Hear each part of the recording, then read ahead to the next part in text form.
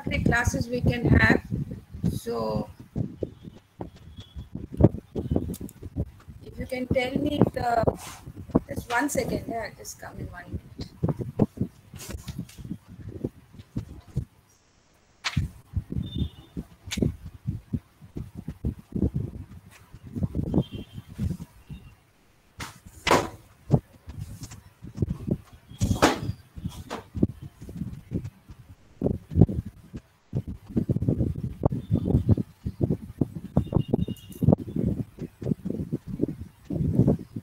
Is this the EC batch only, or do we have to wait for the BSc batch? I don't know. I don't have them in the group, so I don't know if they've joined. Champa madam has also not told me anything.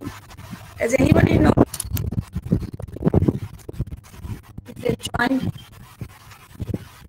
There are 19 of you. So again, today, if the BSc batch hasn't joined, I won't be able to do much of the class today, because we'll have to go a little slow until they join, because they also have the same paper. So shall I start? We will finish quickly again today, but we will start with a little bit. Okay, Sure, yeah, okay, thank you.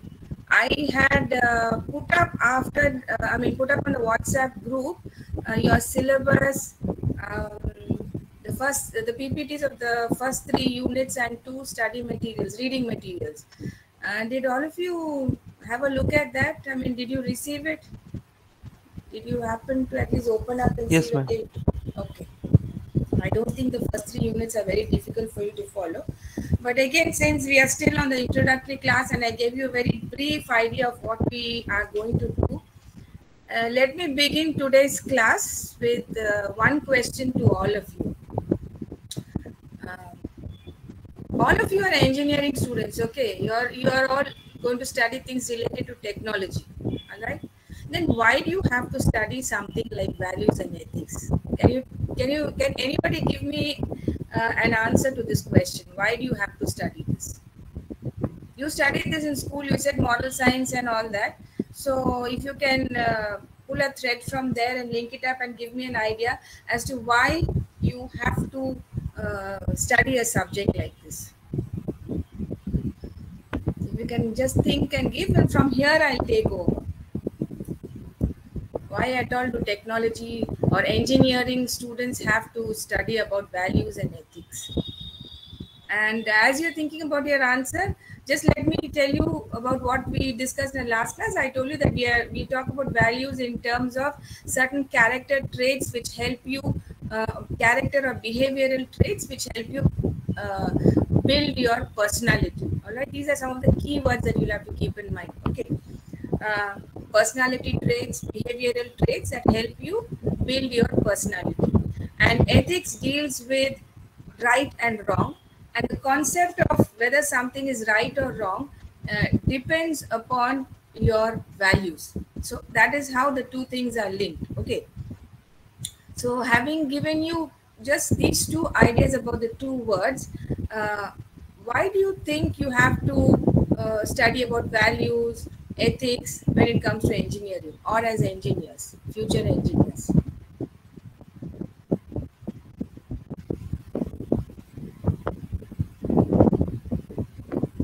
Any idea?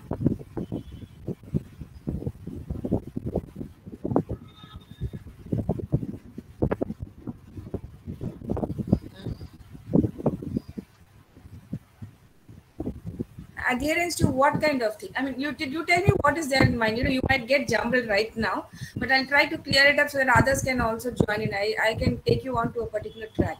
Adhere to what?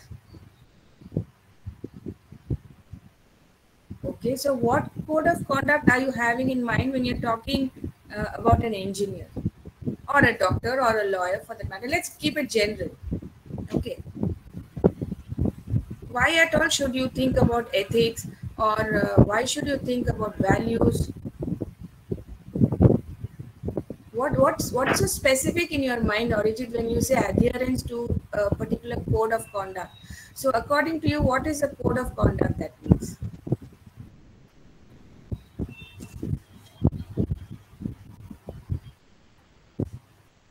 Okay. Okay. Uh, okay.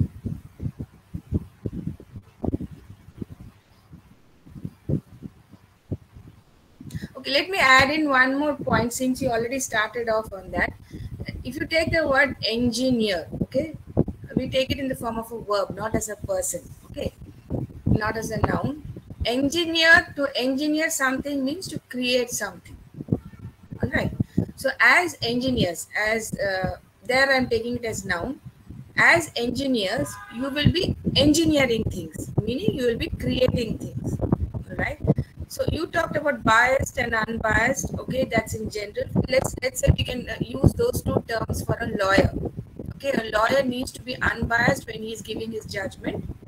Okay, because it's about it relates to the life of a convict, maybe. If the judgment is right, all right, then it could save a convict's life. He may not be a convict actually. He might have been framed. All right. Now, when it comes to engineering, you see, all these professionals deal with human beings from different professionals, different backgrounds. All right. So, from what you said, Arijit, I'd like to add one more point that as an engineer, you are dealing directly with people in society, normal human beings. Okay. So, what is happening is you are creating things for people who exist in society. So when you are creating things for people in society, you have to keep in mind that as a creator, you have to create something that is beneficial for the general public, for the people for whom you are creating things. Secondly, the thing that you have created must adhere to safety standards. All right. Maybe the word biased, unbiased might not hold very good here, but we are talking about the creations that you make that have to be safe for the user, for the people whom you are creating these things. For example, if you design or you make a phone, all right, which is why, we are very apprehensive when we buy Chinese goods. You think twice, like, is it worth buying buying this product? Second thing is, are Chinese products safe? There was a time, I don't know if it still happens. Phones were bought. People bought phones at very cheap rates, and they thought, okay, it's just use and throw kind. But while they were using it, the battery may have heated up and burst, causing death of the user. So that is not the right code of conduct for an engineer who created that product. He must create products keeping in mind that he is doing service to society. All right, he is not doing it for his own profit, just not for his own profit or for his own well-being. Whatever he is creating is because he has the capability, the what should I say, the caliber to create things, all right, which can be used by people without any risk to life. You have to keep in mind that as an engineer, whatever you are creating could be used by your own people, your own family members, your relatives, your friends. So if you're thinking about creating something only to make big money, then you're being unethical, because you are causing, or you are laying the what should I say, the basis for some kind of danger in the user, the person who's going to use it. All right, this could be with a phone. Why don't we take up the flyovers, the bridges that are being constructed? All right, what are you aware of what happened to some of the flyovers or bridges that were constructed in West Bengal and Kolkata? Anybody? You are aware. So do you think it is ethical that such things be done? Because that's a civil engineer who created it with the help of so many others. So was he right in using substandard materials or not studying the structure of the construction that he's creating or making? And didn't he keep in mind that he's not the only person who is going to use that flyover or bridge? There are going to be a whole lot of public who are going to use that fly over, all right. And if we create some substandard construction, it is going to cause loss of life for a number of people, and that is not what the outlook of an engineer should be. That is when we are talking of the code of conduct for engineers. All right. We talk so much about hacking. I'm sure all of you know about hacking. I didn't want to take up this topic, but then anyway, I thought it will come from you, but then it just slipped out. When we talk of hacking, I'm sure most of you know more than me. Is hacking an ethical act or an unethical act? Now, this is a big debate. Can some of you tell me yes or no, and why you think it is ethical or unethical? And to what extent, when the user depends on the user, meaning what? What can the user do? Misuse it and then make?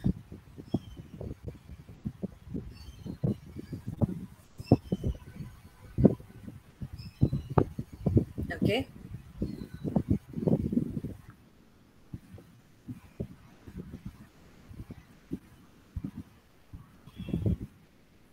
Okay. So the others, do you get the idea of what we are talking about? We're talking about values, ethics, and we're talking about engineers. So now you see, if you see all these things, somewhere at the back of our mind, there is this tendency that, I'm not telling all of us do it. There is a tendency for professionals to adopt unfair means to do good in life, to make some money. All right. Now, this practice has become so rampant in the past few years that it has become essential to bring it up in your syllabus or in your course material, that these topics should be discussed, so that there is an expectation from the future generations that they will check on these habits. It is to make you alert, to make you understand the consequences of being unethical. What makes you unethical? Why, if this didn't exist in the past, why is it happening so much in today's world? What do we want? Why do we want to indulge in unfair means? Why have we become so hard-hearted that and selfish that we do not think about the well-being of others, although we live in a society with 100 other people? So why do we want to cause damage to lives of other people? How far will you go by being unethical or unfair? What will you do with so much money? That is the question. Now, this is why, these topics are now being discussed with students in their course material, in their curriculum, to create an awareness that some unfair means are becoming so, what should I say, strong, that everybody assumes that it is okay to be unfair. It is okay, it is good to be unethical, which actually it is not. All right. Until you get into some kind of a problem, you don't realize that you have become unfair and you deserve to be punished for it. The punishment can vary, and it can be from at different levels. All right. Sometimes you might be put behind bars for the rest of your life. Now, if you tell us later that, oh, I didn't know I was doing something wrong, or this was wrong, this is why we need to input some, what should I say, give you some input on making you realize what is right, what is wrong. And that is why we start from the roots, talking about values and then taking on to ethics. Because first of all, you're an individual, all right? You possess certain qualities, all right? Now, by talking to you about all these things, you get to know whether these qualities in you are good or not. If they are not, then what can you do about it? What happens if you don't do anything about it? That is what we will be discussing in this paper. All right. So we start off with who you are as an individual, what kind of qualities you should be having, and what kind of qualities you should not be fostering in you, because if you do that, it can lead to certain consequences. And what are the consequences? How can you prevent that? If you say that, oh, I didn't know about it, then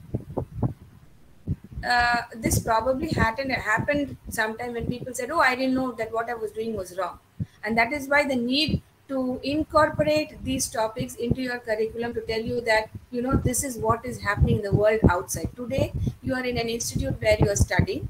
Tomorrow, you will move out into a bigger world, a professional world, and you must learn to, find out from around you what is happening around you, what is right, what is wrong, who is doing the right thing, who is doing the wrong thing. All right, how you will conduct yourself when you know it. Will you give in to that, or will you check on that habit? How can you check on it? Can you do it alone? Is it possible to check on these negative means all on your own? What support will you take? As a lone professional, you probably cannot take steps to counter these unethical means. So what do you have in your hands as support material to check on these unfair means as a professional in your workplace? So that is where this code of conduct comes into place. All professionals have a particular code of conduct to follow. Is that clear? The doctors, when they finish MBBS and they graduate, they take the Hippocratic Oath, and they are expected to follow the Hippocratic Oath.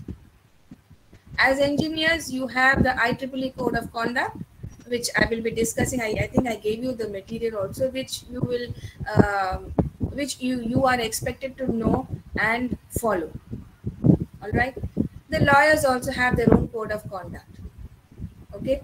Now it is creating an awareness or teaching you to be true to yourself, so that you can be a role model to many others and make this society a better place to live in, for yourself and for others.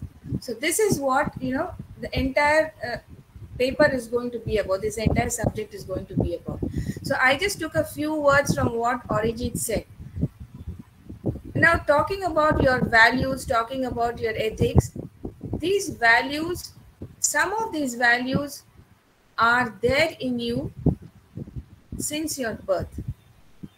They come to you from your parents through their genes. All right, it is internal. You get it from them. Sometimes you imbibe values from external sources, and that starts right away in maybe your school. Before that, it's your family. First, it's your family. You start adopting certain values from family members, and just keep in mind that these values can be good, can be bad. All right, we focus whenever we start talking about values, the negative ones usually come into focus. But keep in mind that all the values that you inculcate in you come from your family members, your brothers, sisters, your parents, your grandparents, people with whom you live. All right. Then you move on to school. You start inculcating values from your friends, because you see certain values in them, as you see in your family members, which you like. All right, which you like and want to practice. All right, you want to cherish for the rest of your life. So you nurture these values, and they remain in you for the rest of your life. Okay. Then education in school, as you said, your moral science, and what is the other thing that this is? What are those classes? Social something classes that you have. Those classes are also done to create this awareness in you about what is right and wrong. So it starts from school, your education. All right. And I have noticed that most of you, as long as you remain in school, you think it is important to follow these values that have been taught to you, whether it's from your family, your friends, or from your teacher, your school, all that, okay, through education. But right after you leave school, there is a change in most of you, which we have noticed as teachers, when you tend to forget about those values that you have been cherishing for the last 12 years in school, or whatever you've learned from home. I'll give you one example. exam hall. What do you do when you enter the exam hall nowadays? This all of you can answer. I'm not expecting an answer from Arijit. The others who are here, what do you do? Ma'am, we are giving online exam. So what do you do in the online exam? Very truthfully, very faithfully, you do the exam. If it's not online, tell me about the offline. You didn't do any offline exam till now? No, ma'am, no offline exams in college till now. Okay, you're in the 5th semester or 7th now? Third semester, ma'am. Oh, you're 3rd. Okay, okay, it has changed now. Earlier, I used to have the subject the 5th and semester, 7th semester. So when you're doing your online exam, tell me how you do it honestly.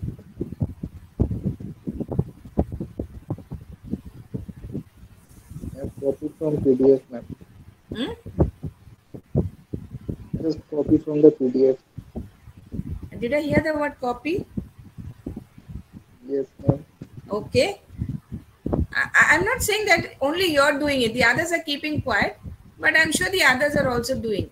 Other than copying from PDF, where else? What else do you do?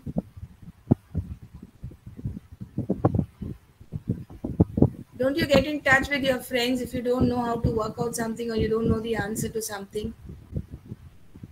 Yes, ma'am. You seek help, all right? Did you do this when you were in school? You see, I'll tell you something. Over the years, when I was teaching at all these institutes, we had the end semester exam, and I learned a lot from students in the exam hall. All right, with the, what should I say, fingers. All right, they'll suddenly do something like this, and they'll keep on doing like this, or they'll go on doing something like this, or down below under the table they'll be showing all the 5 fingers like this. And if we were not careful, or if we were new at that time, many of the new faculty members didn't know. They thought, you've been writing for the last 2 hours and your fingers have all got jammed, and so you're relaxing. But were you actually relaxing when you showed those 5 fingers? If we looked very carefully, we knew somebody else was taking the signal from you. Or you carry small bits of papers, all right? Some of you carry your phones inside in spite of being told, don't carry the phone, don't carry the phone. Now, would you attempt something like this when you were in school? Just think and tell me, did you do something like this when you were in school? No. But then why this change of, this change of pattern once you came on to college? Why this, this urge to copy? When you were in school, you didn't want to do it. Why then, when you come to college, you want to copy your friends or your classmates' assignments? Somebody has submitted the assignments, you download theirs, copy it, you change your name and give it. I have seen multiple times, when we ask students to write a project report, and students have done it, I find 10 reports all same. Sometimes they are downloaded ditto. The PDFs are downloaded ditto. Somebody else's report is there, and they've not even bothered to change their names or the institute. Whom are you cheating? Is that fair or unfair? Is that ethical or unethical? What did your values tell you? Why did they change? Now, this word change that I use, we'll be discussing this point. Values change over time. Values change in relation to experiences or situations. They might change for the better or for the worse. But who will check on it? It is you who have to check on it. Your upbringing, the education or the tutoring that you have been given must guide you. Every time there will not be an elderly person to guide you saying, hey, what you're doing is right, what you're doing is wrong, don't do this, don't do that. Because you never know whether that person himself has his values in place. So it is what is inside you and what is here, and your sense of judgment, okay, that helps you build a strong bank of values based on which you can be ethical or unethical. A small example that I'll give you again. Let's say I work as a personal assistant for the CEO of a company, all right, and I come from a very poor financial background. Okay, I have brothers and sisters who are studying in school, and I have to pay for their education. I need to buy for their stationery, and what I do is I start taking stationery, paper, pens, all that, from the office, and I take them home for my brothers and sisters, because I know that nobody is going to check on it. Nobody is going to ask me anything, because I am the one who has a ledger book. I will, if it gets over, I'll place a new order and new stationery will come, and I'll start taking things. My CEO won't, my boss won't know about it. I'll take it home, and I'm giving a constant supply of these things to my family at home. What is your answer to this? What does your sense of judgment tell you? Is that right or wrong?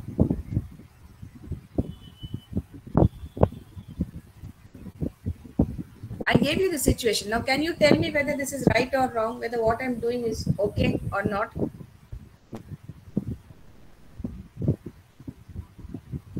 I can see so many of you here. Somebody please answer. All right, I will just check before I take the attendance. I will check like last time. Okay. There is Shashwat here. There is Arnab here. I can see so many of you here.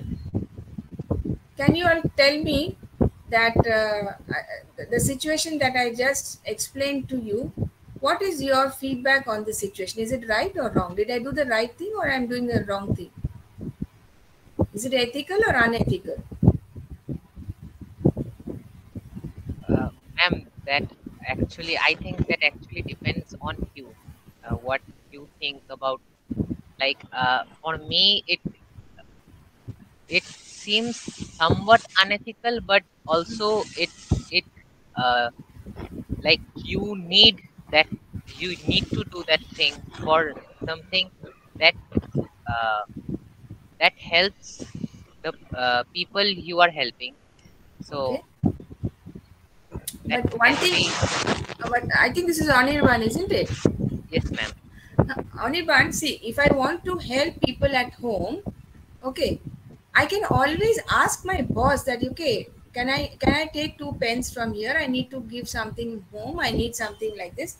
I'm sure my boss will not say, no, you can't take it. At least once in a while, if I ask for some papers, I can always be honest and ask. My boss might tell me no. But if I'm true to myself and if my values are in place, I should be asking my boss, isn't it, that I need something like this, and is it okay if I take 2 pencils or pens or some bit of stationery from here? Would it? I would like to take it after telling you. I would like your permission and then take it. So Yes, yeah, the boss might say no. He might say no, but Yes, generally what happens when you tell somebody the truth, you're honest. That is your value. Your honesty is highlighted, and for that reason, at least he might tell you, okay, take it, but don't make it a habit always. Yes, ma'am. Or if you really need it, tell me. I'll personally sponsor it. That can also happen. So this is what I'm saying. There are other things. I'll tell you, as a teacher, I have seen many faculty members who are working for their PhD or doing some research. Okay, they're sitting in college and doing the research. And what they do is, when I need to get an assignment or a worksheet photocopied, and I go to the photocopy machine, I see page after page coming out, photocopies coming out, not stopping, and then I can't take it out because I don't know who has put it. And then I realize somebody is simply printing out their thesis there. Now, the thesis is mine. It has nothing to do with the institute. So why should I use the institute's resources for my work? Have I taken permission from anybody? Or if I say that, okay, I don't have a printer at home, I will pay for the printing to the college or to the institute. Or let's say that, okay, I will maybe buy the ink and replace it, or I will buy papers that I'm using in the college. No, they don't do it. As teachers, we are role models. We are people who are going to teach students. So if we are going to adopt negative means like this, it is cheating myself and cheating a lot of other people. And when others get to know about it, they talk behind your back. Now that tells on your personality. You're a cheat. You're hiding and doing things. You are using the resources of another place which you're not supposed to use. So you're cheating not only yourself but also another party. It happens in many offices.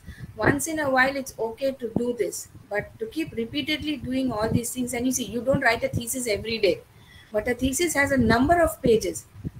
You are ideally expected to inform the authorities in your institute or the workplace that I am getting an annual general report printed, which is not my personal copy. It is for the organization, and therefore I will need so many papers. If you're going to get your own thesis done, then you might go and get it done outside or seek permission from the place where you're doing it. So that is what your values are all about. I'm sure this thing must have been taught by somebody with you at home, that if you want to do something, if you want to open somebody else's cupboard, you want to take money from your father's purse, tell him and then take it. A small or a big task like this has to be told to somebody before you do it. When you don't do it, you cheat yourself, and you're also moving towards consequences that can harm your you personally or as a professional. That's what I'm saying. So that is why we are talking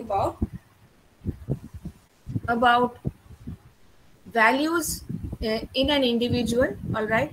And then we will try to pull those values into your professional life, because the professional is not a separate entity. The professional and the individual are the same. So it is expected that your individual values get reflected even in your professional life. All right. That is why we start talking in general about values, ethics, and then I will take you on to professional ethics. Is that clear? Any questions or anything that any of you would like to discuss with me here? Since it's an introductory class now, and I don't know whether I should start off this slide. Maybe shall I share my slides with you, a few of them, because otherwise I will have to repeat them when the BSc students come, and you will get really bored. And I won't blame you if you don't come to class at that time. But maybe just for starters, if I can just share my slide with you.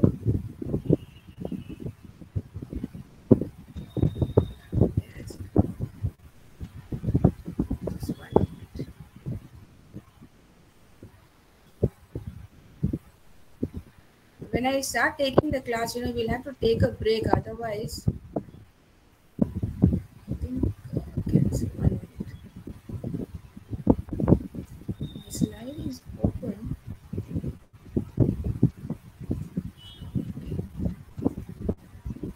Can you see my slide? Yes, ma'am. Okay, let me go on to F5.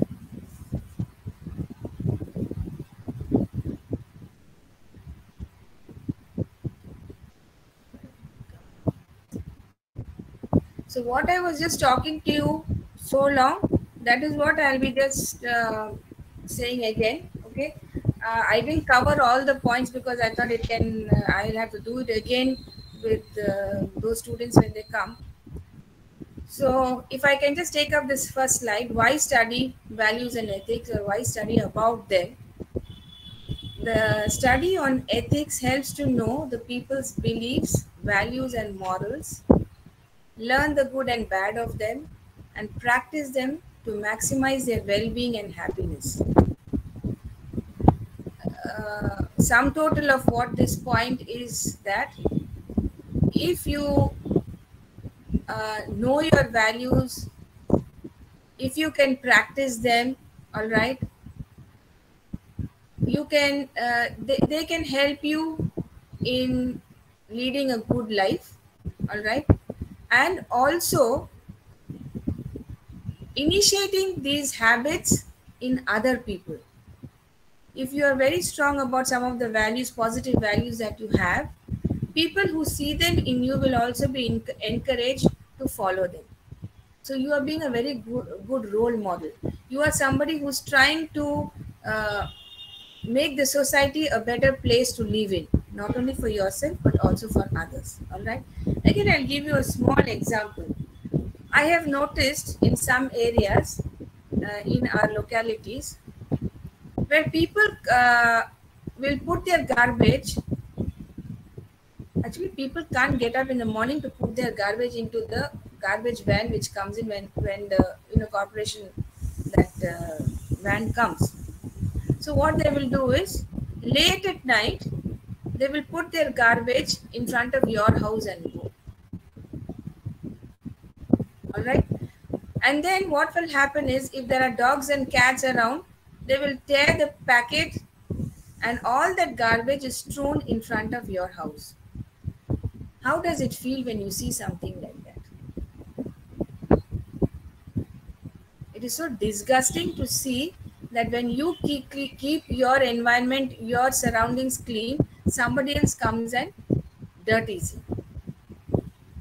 Now, if you can correct somebody and tell them, you need to catch this person and tell them, explain to them, or just, through actions, let them know that what they're doing is incorrect, because it is doing a lot of harm, not only to you, but also the people who are using the public, the road, which is public property.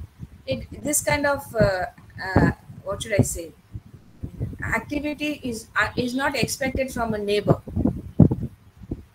Tolerance, cooperation, and adjustment is what we look out from them, because this is what happens when you live in society. And when I use the word society, all of us understand that the place where we stay, that is only society. Now we need to come out of that concept that the place where you stay or live in, that only society.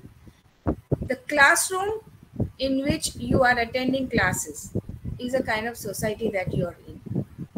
The institute in which you study, the university where you study, is also a kind of society. All right.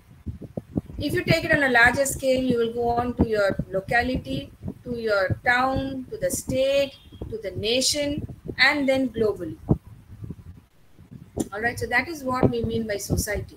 We are not going to think about society in terms of just the locality where you stay in. Okay. So when you have a little knowledge about values and ethics, it helps you to understand other people's beliefs, their mentality, their behavior. Why do they behave like this? And how should you in turn behave with people when they behave like this? Will you retaliate, or will you use other means to correct them because they are doing something wrong? The fact that you've identified that they have done something wrong could mean that you have your values in place. Now you see, all of us grow up from very good backgrounds, most of us.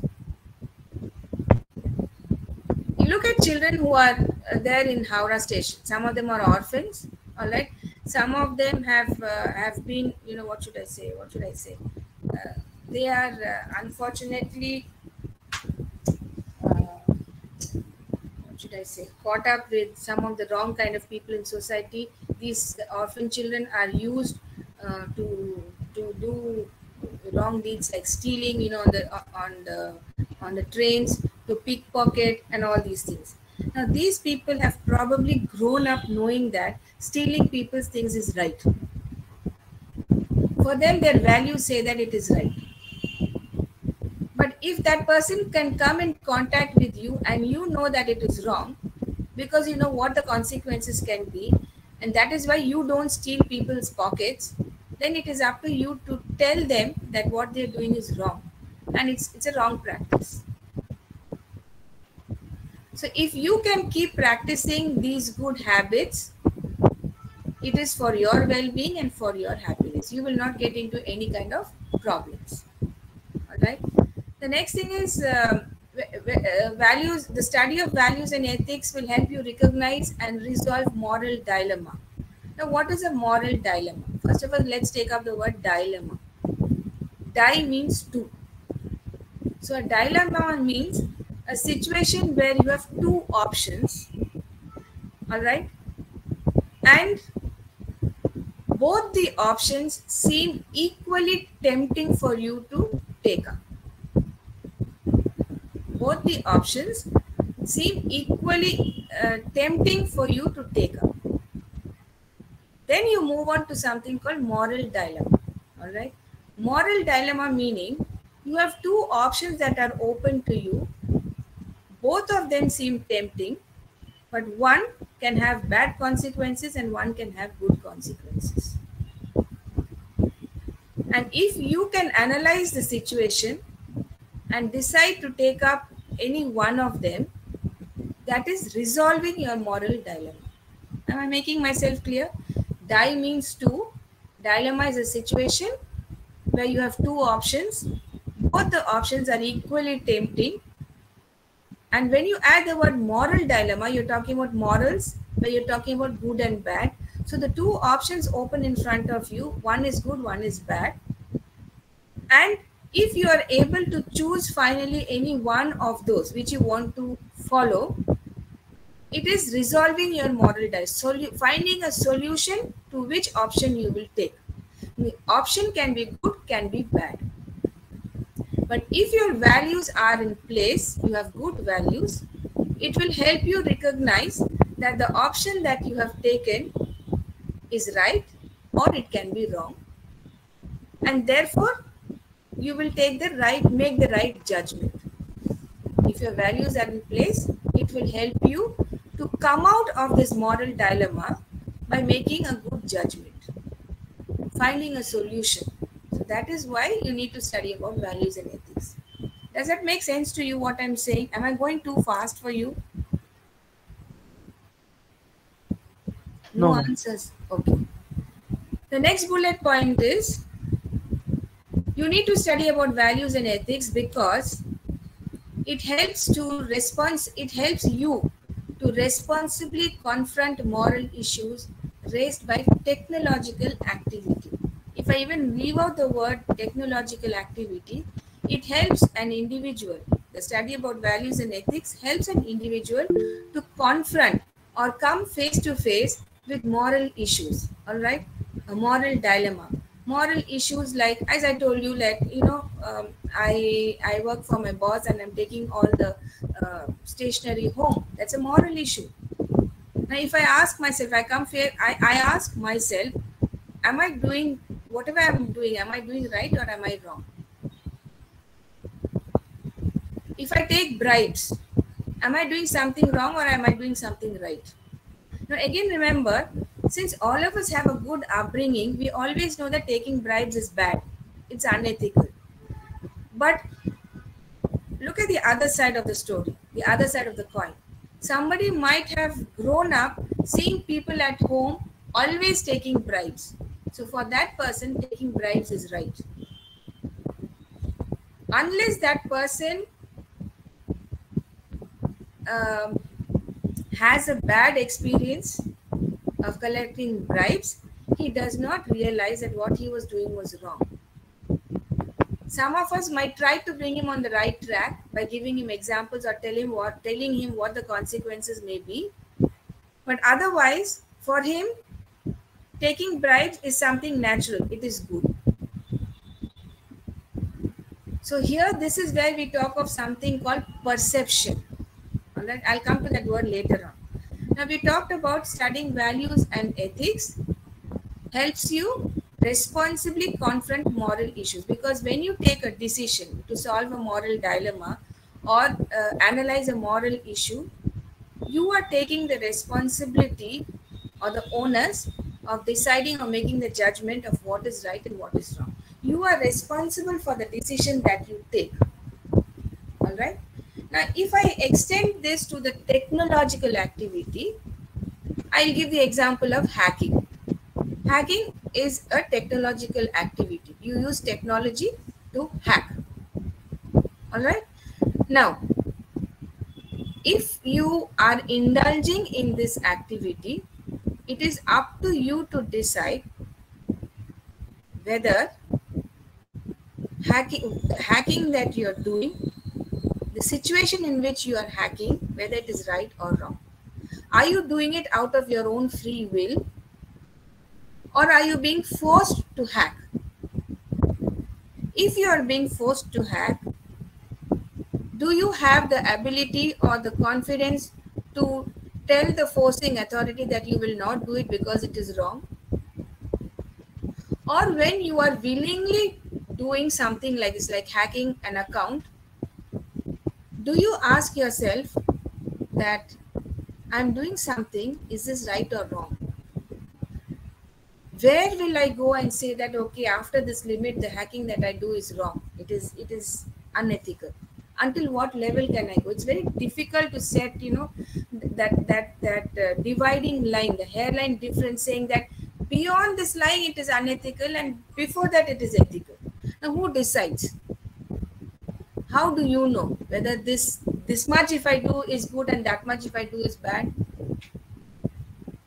So this is a moral issue. You are confronting a moral issue, and you are responsible for the decision that you take. You are responsible for your actions and will also have to pay for the consequences if your decision is not correct.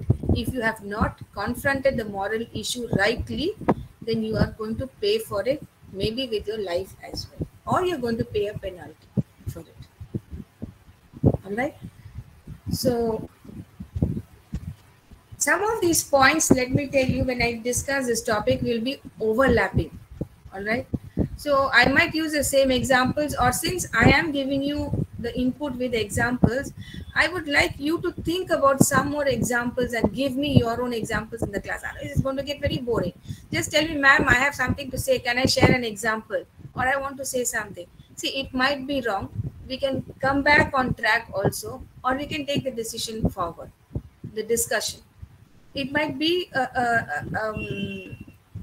an experience that you have faced in your own life, and you would like to discuss it with us because you don't want another person to suffer like you because of something being unethical.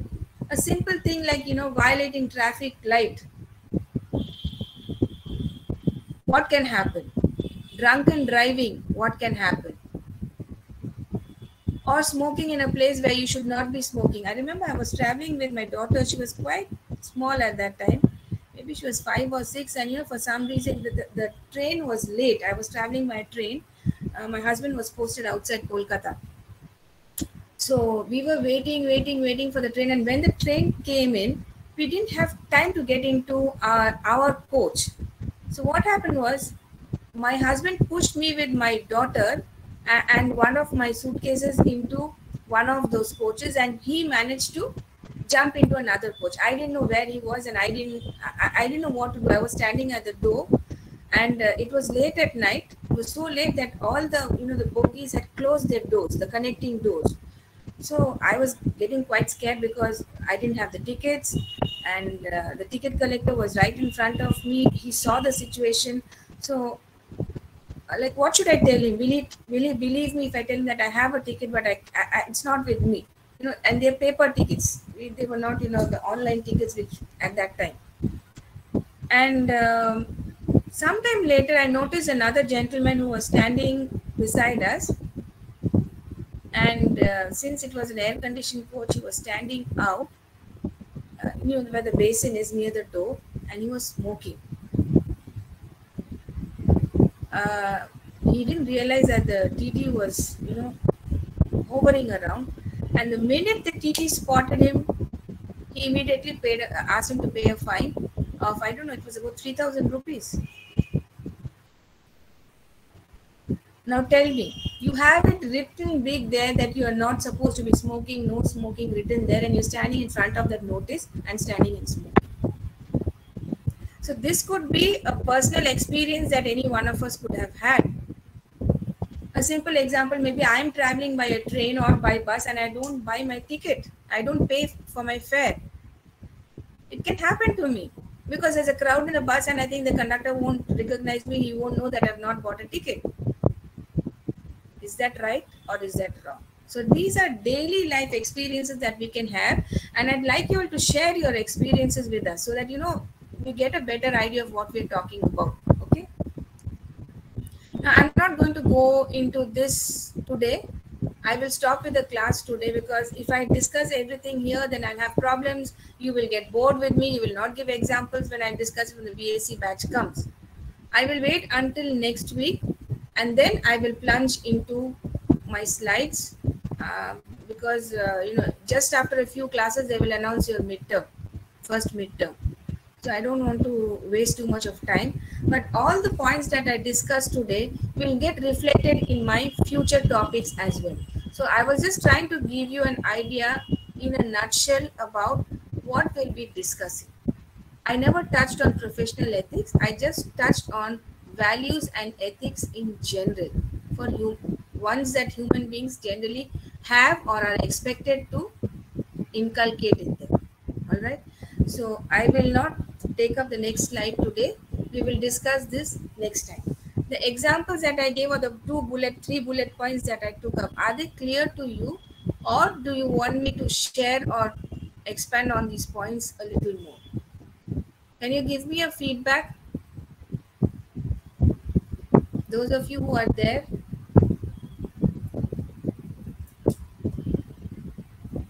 All right. Clear. The others, I don't hear any Yes, other. ma'am. These are clear. Okay. Now, those of you who are there, I'm again requesting you, just look up the slides.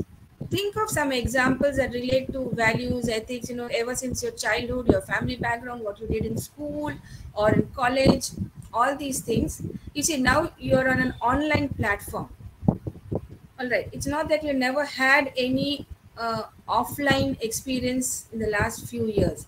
So get all these things in place, think about them, and even while I'm discussing some of the bullet points, try to give me your own examples. All right. It will help me add on to my topic. It will also help us see the other side of the coin. Every time I do the talking, I see it only from my side.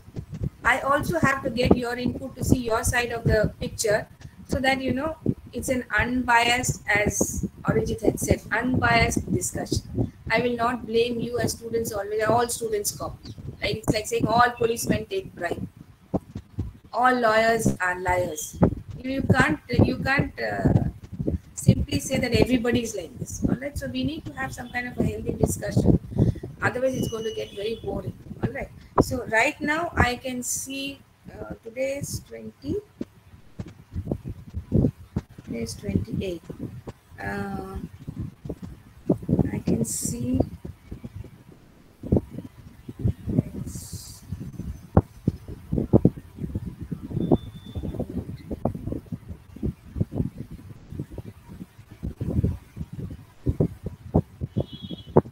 I'll just check your attendance. Okay.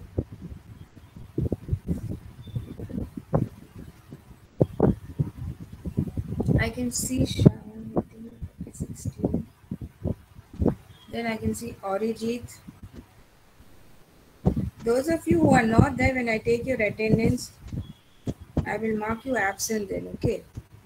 Is Gourango there?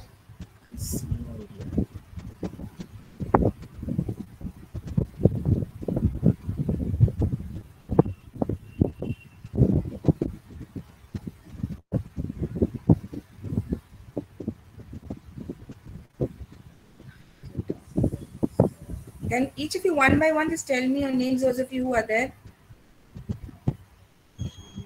Ma'am, Anirban Nashkar. Okay. Ma'am, Orko Prabhu Das. Okay. Ma'am, Shobhit Chatterjee. Third one was there in the previous class also. Okay, then who's the other person? Shayanudip Banerjee. Okay, Shanadeep also is there. Shashwata Das. Shashwata Das. All right. Ma'am, Shobhit Chatterjee. Shobhit, why were you so quiet? No, none of you were answering. Where are you suddenly turning up from now?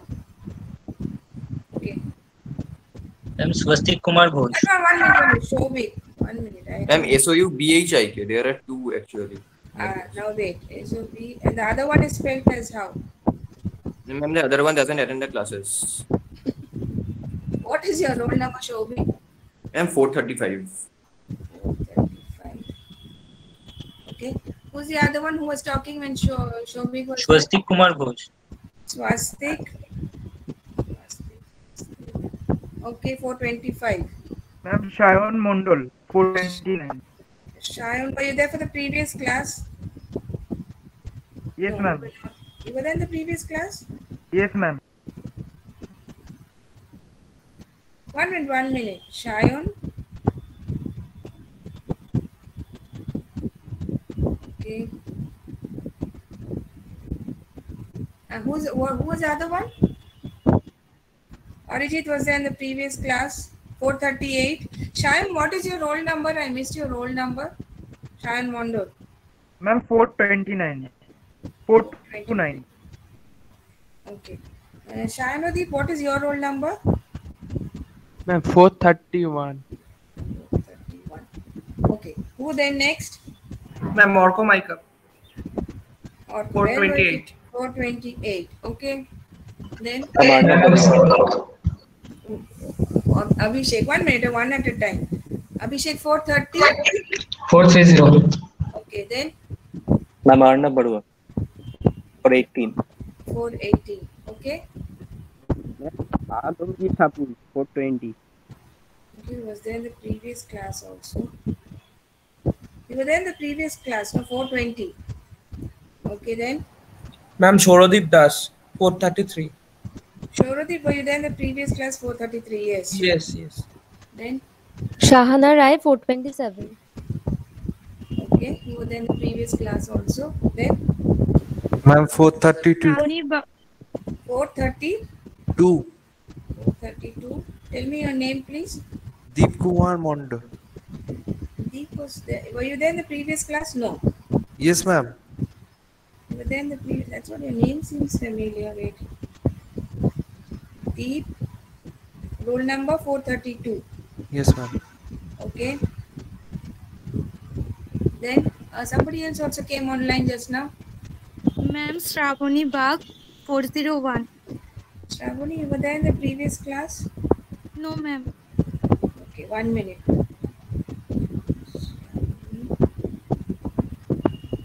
What's your roll number? 401. 401.